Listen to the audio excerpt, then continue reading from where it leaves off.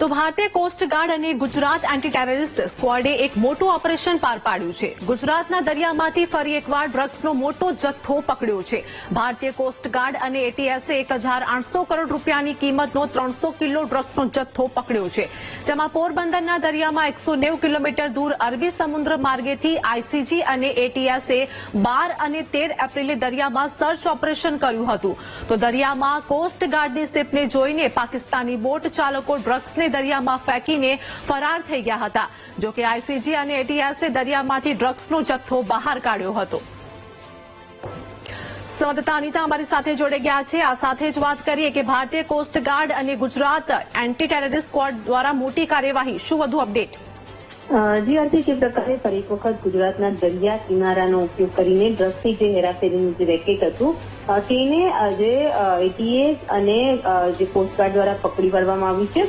સૌથી મહત્વની બાબત એ છે કે એટીએસને બાતમી મળી હતી કે જે ડ્રગ્સનો જથ્થો જે છે તેની હેરાફેરી થવાની છે, જેને લઈને તેણે કોસ્ટગાર્ડની મદદ લીધી હતી અને જે દરિયા કિનારાની અંદર વોચ રાખવામાં આવી હતી, જેમાં દરિયામાંથી જે 1800 કરોડનું જે ડ્રગ્સ જે છે તેને પકડવામાં હાલતો એટીએસને સફળતા મળી છે. પરંતુ જે આરોપીઓ છે તે ડ્રગ્સ મૂકીને ફરાર થઈ ગયા હોવાનું સામે આવ્યું હતું. ખાસ તો 12 અને 13 એપ્રિલના રોજ આ બાતમી મળી હતી, જેને લઈને આખી રાત કોસ્ટગાર્ડ અને એટીએસે સંયુક્ત કાર્યવાહી હાથ ધરી હતી અને વોચ ગોઠવી હતી.